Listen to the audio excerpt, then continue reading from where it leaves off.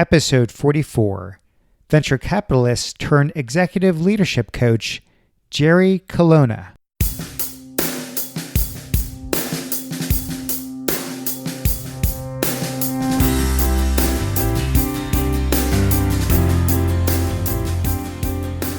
Welcome to The Art of Excellence, a show about people doing extraordinary things in their lives. I'm your host, Glenn Zweig. Thanks for joining me.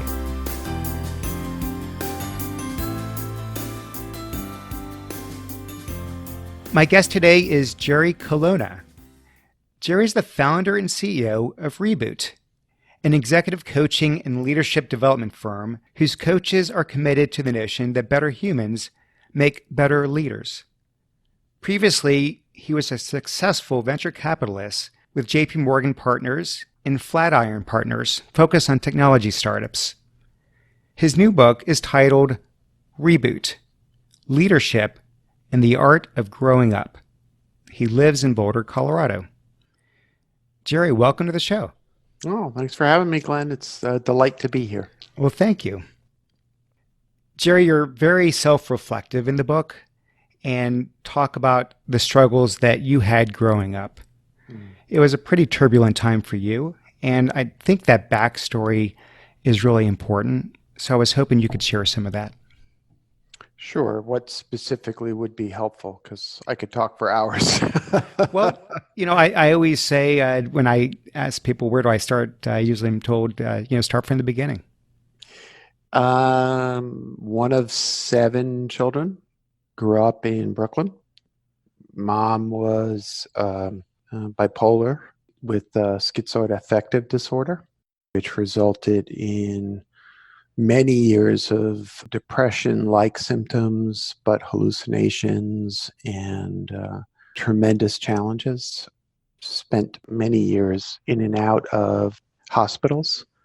And Dad was an alcoholic. And I think that the two experiences were not unrelated and coincidental. It resulted in a kind of instability and what I often describe as shame and, in some ways, lack of safety growing up. And yet, ironically, there was a tremendous amount of love, and there continues to be a tremendous amount of love. And the result was that it was profoundly formative for who I am today and how I see the world. Which order were you in the siblings there? I was number 6. So did you have older siblings that took over some of that parenting role, or you ended up just sort of taking care of yourself? I did. There's a story I actually don't relate in the book, but the difficulty that my father had in taking care of the whole lot of us, especially when my mother would be hospitalized, resulted in us being parceled out to various aunts and uncles. We had a very large extended family in Brooklyn, which made Brooklyn feel like one big home. And then somewhere when she was around 13 to 15 years old, my oldest sister, Mary, went to my father and said, "No more. You're not sending the rest of them away anymore. They're going to stay home and I will take care of them." In the book, I talk about leaders often having an early promotion into adulthood. And here it was my sister being early promoted into adulthood. And I remain deeply grateful to her, to my sister Mary, for saying that, because it actually gelled the siblings in a very profound way. You talk in the book about your having needed success and money as validation of your self-worth as you embarked upon your career. And I mean, Jerry, you're certainly not alone in that regard. Mm-hmm. So what was behind that for you? And do you feel like there's some sort of common thread amongst many type A's? Yes. There was the validation of my self-worth, which wasn't a function necessarily of the money, but it was a function of accomplishments. So I want to parse it a little bit specifically. I took a tremendous amount of self-worth from extrinsic sources, from being able to say, look at me, look at what I have done. And the fact was that by my mid 30s that had produced a certain amount of wealth, which triggered another set of feelings, which are very complex, which were my association with money, with safety. And so validation and safety were the two things that went hand in glove with the sense of outward approbation or approbation from external sources and money. Safety in what sense? Well, as I was describing, I grew up with a tremendous amount of chaos in my childhood. And one of the ways that chaos manifested was that we were tremendously poor. And in those being parceled out to relatives, I and my brother John, my younger brother John, would be parceled out to my mother's parents, Dominic and Nicoletta Guido. And Grandpa Guido always seemed to have enough, whatever enough meant, enough to feel safe. And that home always felt safe to me. And one of the ways I metaphorically personified this or internalized this was that Grandpa always had a tin of lemon drops in the pantry. And for me, I quickly associated lemon drops and the smell of ground coffee and fresh picked figs from the fig tree with safety. And so it wasn't, a child's logic is fairly clear and simplistic. It's beautiful. It was, I am safe at Grandma and Grandpa's. They have lemon drops. Grandma and Grandpa seems to have enough money. So therefore, money equals lemon drops, which equals safety. I get it now. In a really dark chapter, you had thought about taking your own life. How real were those thoughts? And what was happening in your life that was so traumatic that caused so much internal pain? Well, not real that I actually went through with it, right? So I'm here. I think the chapter you're speaking about, I describe this point in my late 30s when I was outwardly successful and inwardly miserable. And that there was a dissonance between the way I felt internally and the way I was being received and was in the world.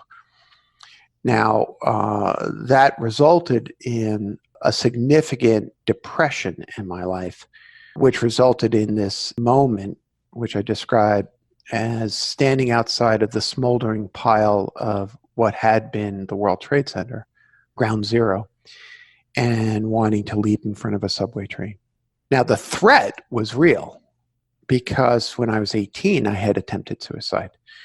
And as anyone who follows such trends knows, that a successful attempt is often preceded by an unsuccessful attempt.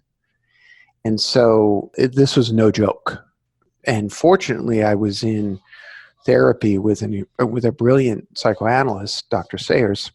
And fortunately, I had the wisdom and the love for my family to be able to say, I need to call Dr. Sayers. And that's what I did. And she yelled at me and told me get in a cab and come out to Great Neck, Long Island to see her. And I did that. And from that point, I began rebuilding my life. Jerry, as you know, most successful VCs like yourself either stay that path throughout their lives, perhaps semi-retire, sit on boards, angel invest. You chose to become a coach, a very unusual path from that career.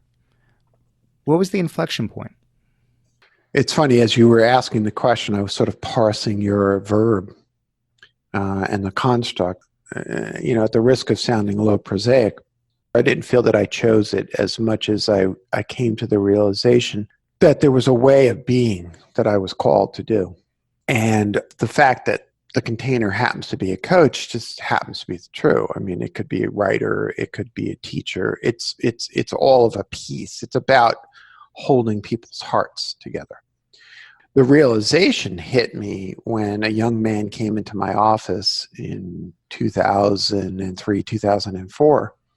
I was sharing an office at the time with Fred Wilson and Brad Burnham in their early days of Union Square Ventures. And he came in looking to network his way to a job at a startup.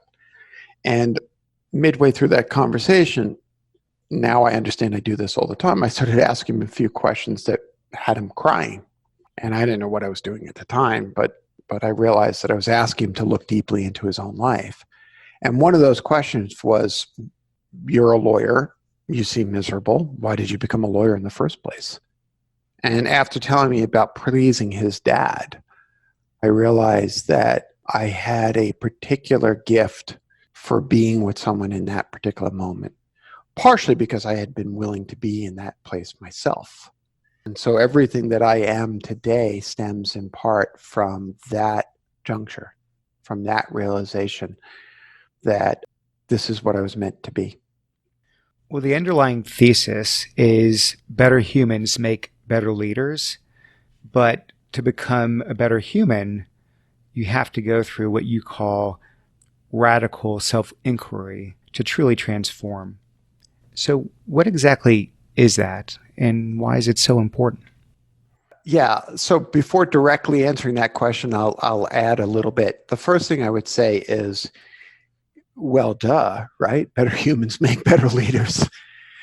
And yet, when I say that in front of groups of people or larger audiences and all, I'll often follow up with, well, if it's so obvious, why is it so hard? Why don't we have great leaders walking around? And the reason is that this process of becoming better humans, or, it's a sort of tongue-in-cheek way of saying fully actualized, fully realized adults, that process is hard. And that process is hard because it's painful and it's scary. And we're socialized to not look into those places. And so the notion of radical self-inquiry, which, to be clear, it's not some big secret methodology. It's just a term I developed to describe no longer bullshitting yourself, no longer participating in a kind of delusional stance that says, I'm a leader, so therefore I'm not afraid, or therefore I have all the answers. Well, that's nonsense, right? So I describe as radical self-inquiry the process by which you strip away, with compassion, that's key, with compassion, all the means that you use to pretend and to actually be okay with who you truly are in this moment right now. So just to take that, regards to being true to yourself, being authentic, it feels like there's some sort of balancing act between being open and honest, but also being brave and confident. In other words, when you're leading an organization, don't people need a leader to be this optimistic, reassuring voice in the room to assuage their fears? And so on the one hand, you want to guide them and make them feel like everything's going to be okay. On the other hand, being authentic means being open that you don't know and you're scared. And every day you wake up wondering, whether this is going to end up to the promised land. Does that make sense? It does. And it's a common reaction that I get. Can I poke a little hole in your question? Please. So you have a belief system, don't you? That a leader's job is to assuage people's fears. And you have a belief system that a leader's job is to be brave for people. What if they're not? What if they're afraid? What happens is when the leader steps into a position of false leadership, where they're pretending, everybody in the room knows it. They may not know the specifics, but everybody knows that the feeling I'm giving is different than the words I'm using. And, we go into organizations all the time because we're called in to say, we have a problem with trust. You want to destroy trust? Send a feeling and say opposite words. And everybody around you will go, liar, bullshitting. What should I really worry about? So what is the leader's responsibility then, therefore? Because we are socialized with the leader at what I often refer to as the top of the pyramid, having all the answers, having the right set of feelings, having the right bravery. I mean, you set up bravery and being honest as if they're in opposition to each other.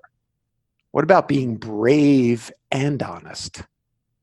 The problem is that we have this belief system that leadership means having the answers and being right all the time and not having any fear and not having any uncertainty and not having any doubt. And so why do we have so many leaders hurting inside? Because we're walking around with this belief system. So there's a whole nother way to approach this, which is instead of pretending that our colleagues or those whom we are supposed to lead are children who need to be taken care of, what if we pretended, what if we actually acted as if they are the fully capable adults that they are? What if we, instead of making them infants who need to be taken care of, treated them as if they were capable of knowing the truth? And that together, the team can confront the challenges without certainty of success, but with the glory of being together to confront challenges. Sign me up for that kind of leadership. Imagine we had political leadership that, instead of lying to us about the challenges our society faces, called forth the better angels of our nature. We've actually had that. We've had that in Abraham Lincoln. We've had that in George Washington. We've had that in John F. Kennedy. We can do this. We just have to relax the grip that leaders are supposed to be perfect. When you think of some of the great business leaders we've had, the Bill Gates of the world, many would say Steve Jobs is a once in a lifetime, once in a generation. Do you think these kind of leaders went through this kind of self-inquiry? They became very self-aware? Let's unpack your question. Are you equating great with financially successful? I think financial success is an outcome, is a byproduct. Can you be a terrible leader and be financially successful?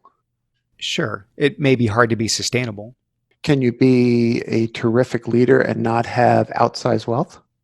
In the for-profit world? Even in the for-profit world. I mean, what I get to is, what is the definition of success? What is the definition of greatness? This is a kind of inquiry process that I think is really important. This comes back to the earlier thing about how we define where we draw our self-esteem and self-worth. I've had teachers in college that I would consider great leaders. I would be shocked if in today's dollars they made more than $100,000 a year. Does that make them any less of a person or any less great? Not at all. So we know that intellectually, right? We have been studying philosophers and wisdom traditions for millennia. We know that that's true. And yet it persists. Now, to your question about, I don't know Steve Jobs, or I didn't know him. I don't know Bill Gates. I have projected ideas of who they are, but they're not any more true than anything else. That said, I don't believe that you could be Bill Gates without having had some, perhaps not dark nights of the soul, but certainly nights of the soul where he inquired within. Because notice, he is no longer running a for-profit business. He's incredibly brilliant, but he has somehow turned his energy to solving some of the world's most pernicious and tenacious problems. Well, that is an indicator of something going on there. And then you speak about Steve Jobs. I mean, just from the outside, this poor man suffered.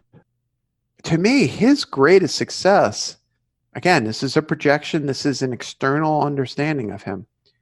His greatest success came after almost destroying not one, but two businesses. The first iteration of Apple and the second being Next. And I would be shocked if there wasn't some humbling experience of self-awareness, however fleeting, that came in those moments. You say that we all have some kind of psychological baggage. You call it our inner demons, which hold us back as leaders. And we've got to confront these demons in order to grow and become the kind of leader that we're meant to become. So could you maybe give an example or two? Sure. And again, I'll elaborate a little bit, because I winced a little bit in the description of them as if they were all negative. Let's use this term. We all have belief systems, or as I use the term in my book, subroutines. Mm-hmm. And the subroutines were laid down right around age 5. And the subroutine went like this: the world is like this, and so therefore this. So it might be, the world is an unsafe place. And in order for me to feel safe, I've got to have all the toys. Now, in later adulthood, that might manifest as greed, or it might manifest as ambition, or both. One of the best ways to understand this would be to draw from, say, a composite story of a client's life. I was just working with another client, and we were dealing with a major issue within the organization, which is very, very common, which is conflict avoidance. And you typically see one of two things. You either see far too aggressive, needlessly aggressive organizations, or you see conflict avoidant organizations. And in both cases, the organizations are impeded from actually succeeding to the extent that they might otherwise. When we unpacked this client's conflict avoidance, what we found was a fundamental belief system. And it went like this: if people get angry, then daddy will leave. Where did that belief system come? Well, when he was 8, my client's father left, disappeared overnight, just gone. The only way he could sort through and make sense of that was to associate it with the weeks and weeks of fighting between his parents beforehand. Miraculously, wonderfully, like a good human being, he grew up, he was successful, he did well in school, founded a company, and now is leading a 300-person organization. And embedded in there is still a subroutine that says conflict leads to abandonment. So at all costs, avoid conflict. The result is every time the company comes close to an innovative breakthrough, someone gets annoyed because someone's going to lose. My ideas win out over your ideas. And so this CEO shuts it all down and refuses to make a decision until we can undo the programming of the subroutine that says conflict leads to someone leaving, leads to abandonment. It makes perfect sense to stay safe to avoid the conflict. So what we have to do is work together to create new programming, get rid of the old technical debt, and say, oh, wait, not all conflict leads to abandonment. In fact, now that I'm an adult, I have other agency that can prevent abandonment. Like sit down with the pissed off employee and say, I understand that you feel bad, you lost out in this debate internally, but here's some project that I think you would be interested in. Let's work together on that. That's agency, that's adulthood, to use my parlance.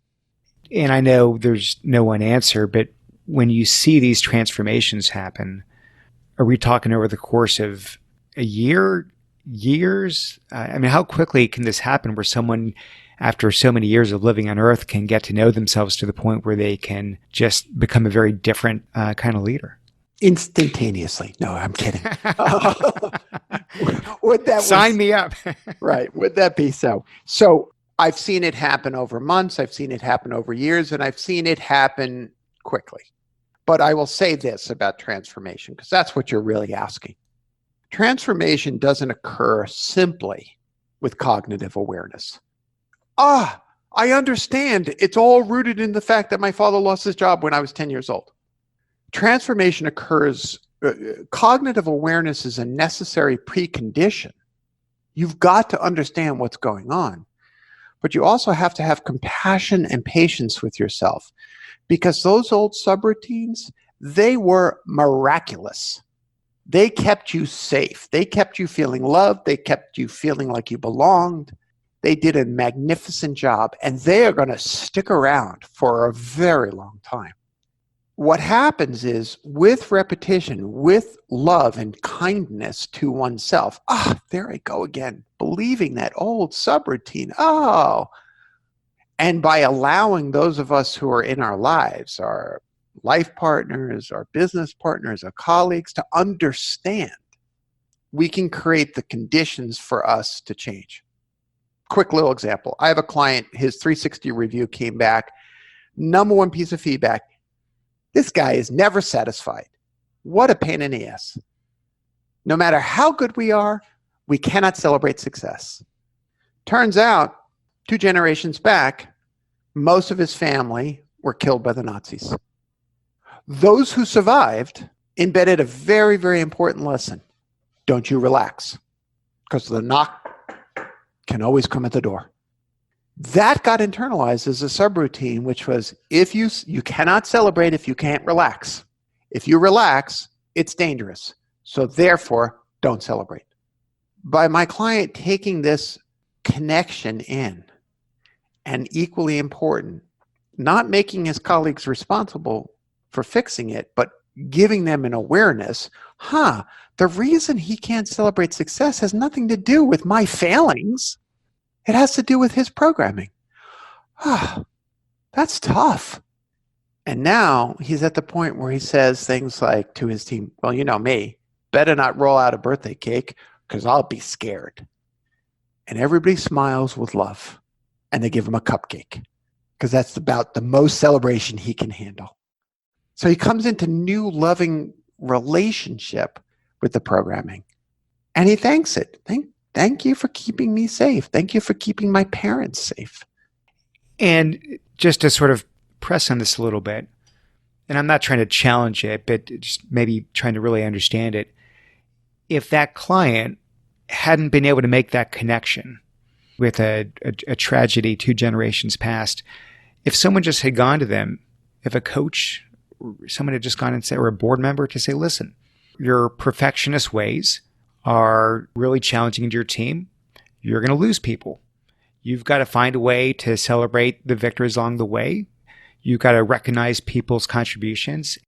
Like, that's not enough. You feel like they need to really understand why the trigger is there? It may be enough for certain behaviors, but behaviors that persist over time, this is not the first time this client has gotten this feedback. This is his 4th startup. And every single one, he's lost senior members of his team because they all walked away in frustration. Wait, we tripled revenue in a year and you're still not happy? I'm out of here. Carl Jung famously said, and I quote this in the book, until you make the unconscious conscious, it will direct your life and you will call it fate. Yeah, so this is what happens. Really? See, to me, part of being an adult is taking responsibility for what happens in your life. Not guilt, but responsibility. Oh, wait a minute. This pattern has now happened in 3 different companies. It can't be that every single employee has been that way. Maybe there's something here for me to look at. Maybe. Now, the other piece is, just because we're aware that behavior is not helpful for us doesn't mean that the mind is capable of just switching off. If that were the case, we wouldn't have any problem with any of the addictive behaviors that we have.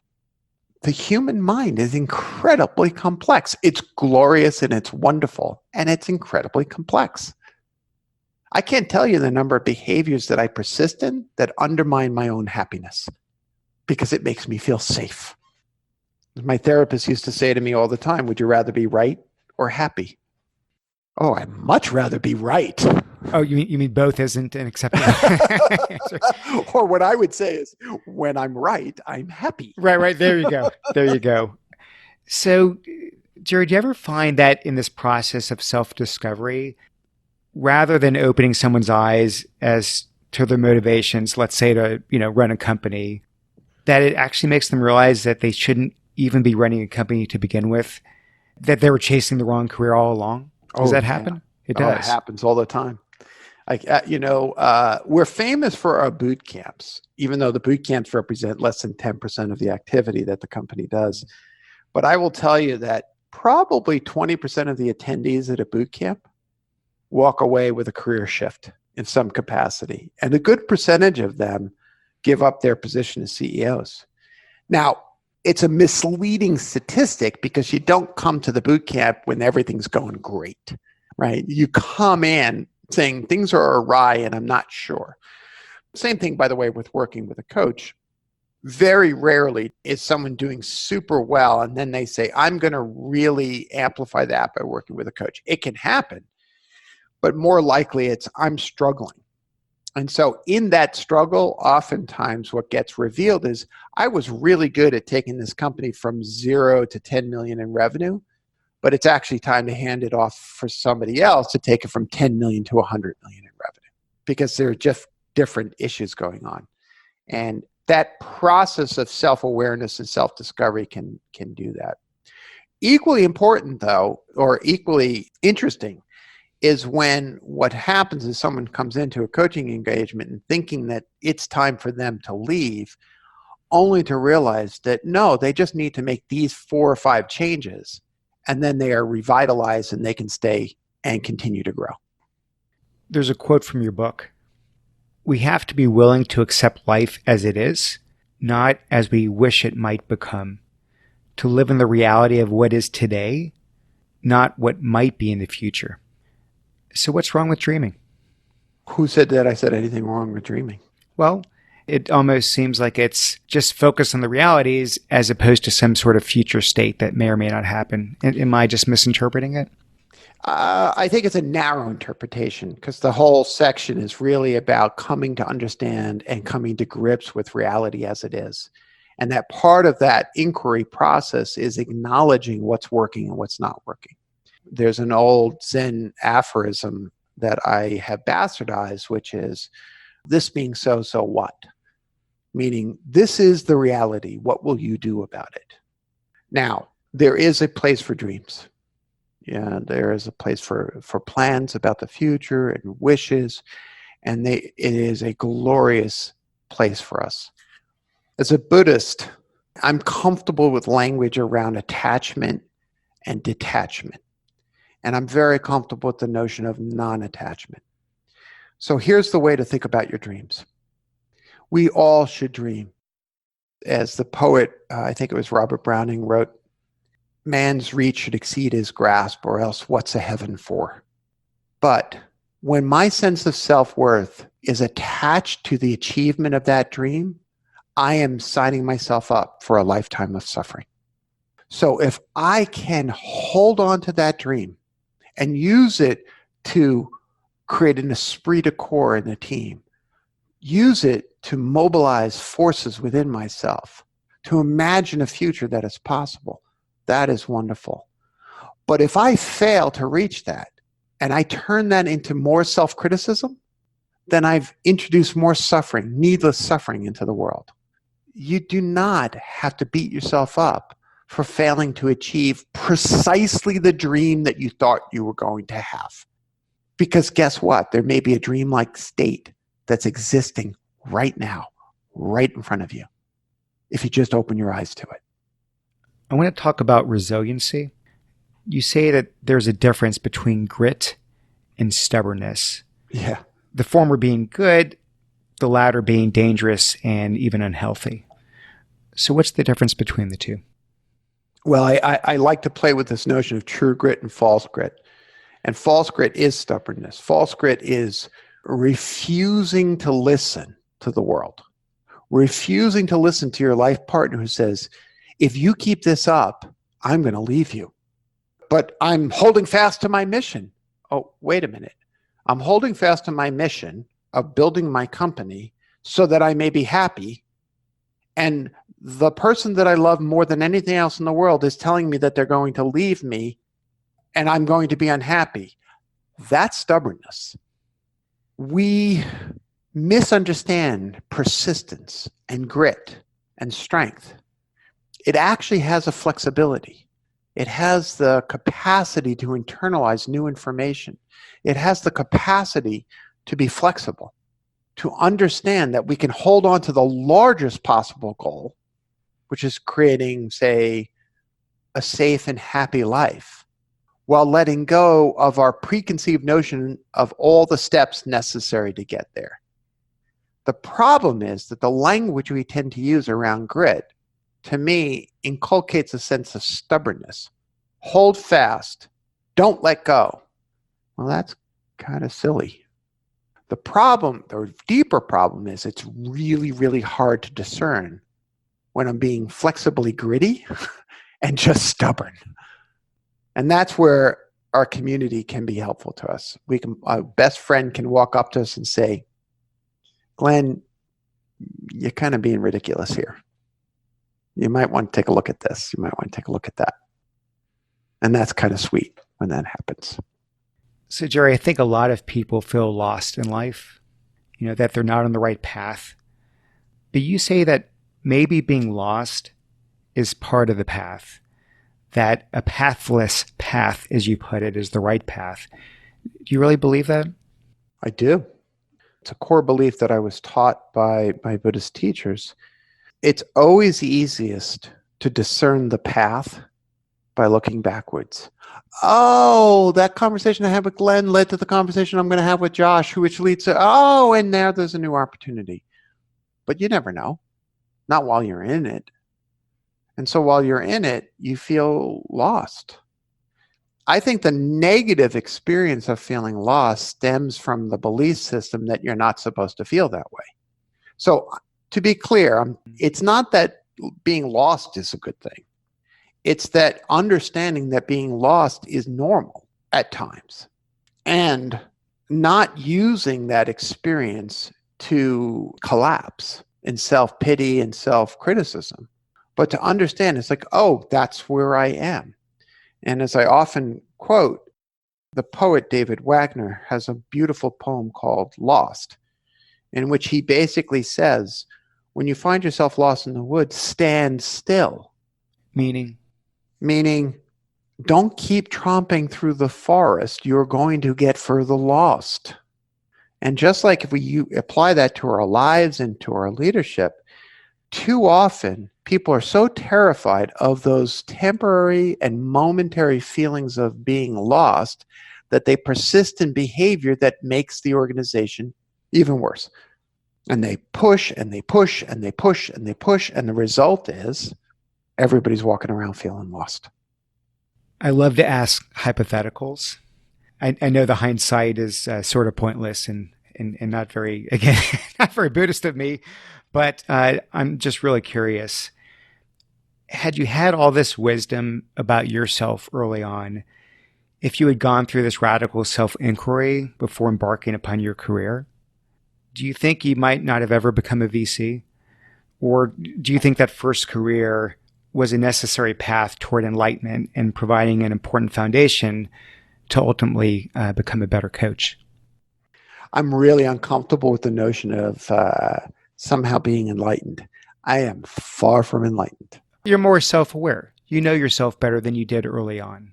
Amen, brother. Yeah. I would say that it's really, really hard to answer your question. But I can tell you this, looking backward, I wouldn't have changed anything, even the moments of despair. Because every single one of those moments in one way or another added up to this moment right now. And this moment right now is the moment that I feel best about. And so I don't know that what I'm about to say is true because I can't A/B test my life. But I can tell you that everything that has happened to me has resulted in me being able to write that book. And I'm damn proud of that book, just as I'm damn proud of the man I have become, despite having significant moments of self-doubt. And now that you're here, are you happy? Are you content? Profoundly contented. And I like that word even more than happy. I have profound moments of sadness. Christmas season is always hard for me, for example. I have profound bittersweetness. My youngest just graduated college, and the passage of time remains incredibly bittersweet. I have siblings who are aging and sick. I have changes that unfold in my life. I have friends who get sick. I have friends who have passed on. But it's all rich and beautiful, even the pain. I honestly wish I were more self-aware. I wish I had deeper insights into my motivators, my early formative experiences, that have helped shape my thinking and behavior, for better or worse. And I'm thinking that maybe I'm not alone in that regard. Mm. So what advice do you have for those of us who have some kind of mental block? How do we learn to tap into that subconscious? You mean aside from reading my book? Definitely read the book, and definitely, if you can, my God, get you as a coach and go to your boot camp. But I would think, honestly, even there, like your sessions are probably only as impactful as someone's ability to tap into themselves, right? If they're not reflective enough, then it's not going to go anywhere. I would say the simplest and easiest step to take is something like journaling, and especially journaling without and letting go any anticipation of I'm going to journal and it's going to result in X or Y or Z. Just write. Just collect your thoughts. I journal is one of the first things I do in the morning. It's part of a long hour and a half, 2 hour ritualized way of getting into my day. And I've been journaling since I was 13. And no one has to ever read your thoughts, ever. And just take some time to do that. Then go for a walk. We're going to finish up and I'm going to take my dog for a walk, and I'll process what just happened. And it'll land in my body and I might have an insight or two. Every day I wake up to different aspects of my life. Because this is a practice. This is a lifelong, you never quite get there. So just take some first steps. You don't even have to hire a coach to do that. The name of this podcast is The Art of Excellence. What's your definition of excellence? I liked your word before, contentment. What is the point of being excellent if not to feel contented? I'm past the time in my life when I am trying to be excellent to receive praise or recognition or acknowledgement. When I completed the manuscript and I shared it with my son Michael, who read much of the manuscript while it was being done, we talked about the fact that it was incredibly important to me for me to write well. So there is a reach for excellence. It was important for me to write well. I enjoy other people saying this was well written, but it was important for me intrinsically to know that I did my best. That's excellence. Well, the name of that book again is Reboot, Leadership and the Art of Growing Up. I don't even know how to describe the impact the book had. There's not a good analog because it's certainly not like any kind of self-help book out there. It's part coach, part therapist, part advisor, just part friend, I guess. I cannot thank you enough for spending the time with me and being part of the show. Thank you, Jerry. Well, thank you, Glenn. And let me just say to you, thank you for what you just said. There's nothing that pleases me more to know that I turned the snow globe of your mind a little upside down, shook it up a little bit, and said, wow, I'm going to be thinking about this. And that's what I wanted more than anything else. Hey, thanks for listening. I hope you enjoyed that as much as I did. You can subscribe to the show at iTunes, Stitcher, and theartofexcellence.com. I've got one small favor to ask. If you like the show, please take a minute and leave us a review on iTunes. I would really appreciate that. I'll see you next time.